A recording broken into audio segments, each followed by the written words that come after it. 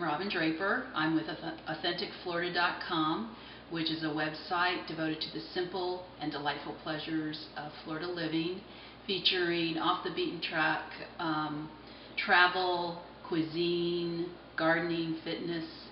And today I'm going to be making one of my favorite desserts, which I feature on the website, and it's key lime pie. There are 3 steps to making a key lime pie. There's the crust, there's the pie itself, and then there's the topping, which is meringue. I'm going to start with the crust, and I recommend a graham cracker crust. If you're short on time, your grocery store will have a ready-made crust.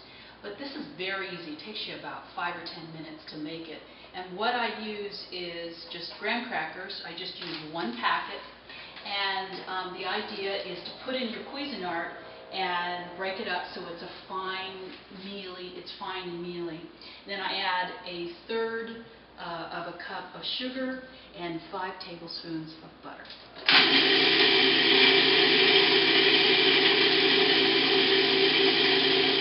And you just throw it in your pie pan. You don't have to grease it, you don't have to do anything. And then you take your hands and just mold it to the pan. It's very easy. Don't worry about being fussy, don't try to be perfect. Just let it kind of make its way. You can see that it's been cooked, 8 minutes tops. It's got a little brown, but it's going to be cooked again, so you don't have to overcook it. 8 minutes should be about tops. Now I'm going to make the filling. So there's always the question of, do I have to use key limes for key lime pie? Can I use limes? Can I use bottle juice? And it's totally up to you. I like fresh from Florida. I like to use fresh key limes, and you can see this key lime here. I just halved it. And you can squeeze 2/3 a cup of key limes, or you can squeeze a regular lime to get your juice, or you can use the bottled key lime juice, whatever you prefer. I think the best pies have the fresh juice. And sometimes, if I can't get enough key limes, I combine the 2, and that's fine. But you'll notice the difference in the taste if you use fresh. You need 2 teaspoons of lime zest. If you want to use key limes, it doesn't take very much. You know, it just, I end up maybe using 5 or 6 of these key limes, and I get the zest. Or, if you prefer, and just to make it easy on yourself, you can just zest a regular lime, and it's certainly easier.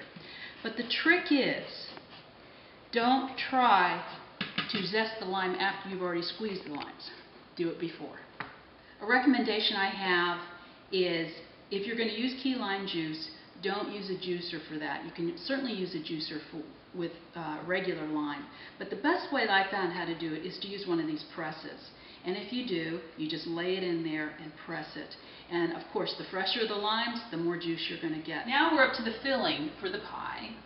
And it's 4 steps, very easy, 4 ingredients. The first part is that you start with 3 egg yolks. I've already separated the egg whites from the egg yolks, and I'm going to use the egg whites for the meringue, and this is going to be for the pie filling. And then I add 2 teaspoons of the lime zest. And I'm sort of being very generous in doing that because I like a lot of zest in it. So, and then I just turn this on 5 minutes. And let it get fluffy, the lime zest and the 3 egg yolks. I'm going to go ahead and add the condensed milk. It's probably a good idea to do it while the machine is going, but I find it's perilous sometimes.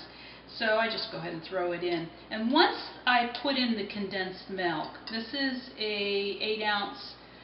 14 ounces of condensed milk. Once I add this, I will then stir it for another 3 or 4 minutes. I'm mixing this for about 3 or 4 minutes. This is with the condensed milk. And slowly, I'm going to add the key lime juice, 2/3 a cup. Let's put it in the pie. Isn't it beautiful looking? Oh my goodness, you can smell the fresh lime shavings. It's so pretty, and that is the authentic color of key lime pie. If you ever eat key lime pie that is green, I promise you it is not authentic. 3 egg whites, and then take about a 1/4 teaspoon of cream of tartar.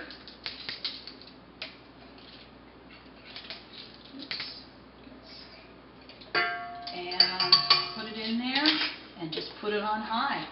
And then slowly I'm going to be adding some sugar. This is the fun part.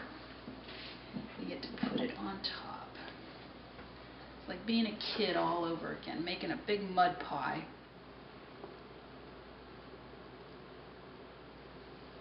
So I'm going to cook this at 350 for about 10 minutes, but I check on it after the first 5 minutes and then keep a careful watch because it'll burn quickly once it's starting to brown. Keeping your eye always on when you brown the meringue.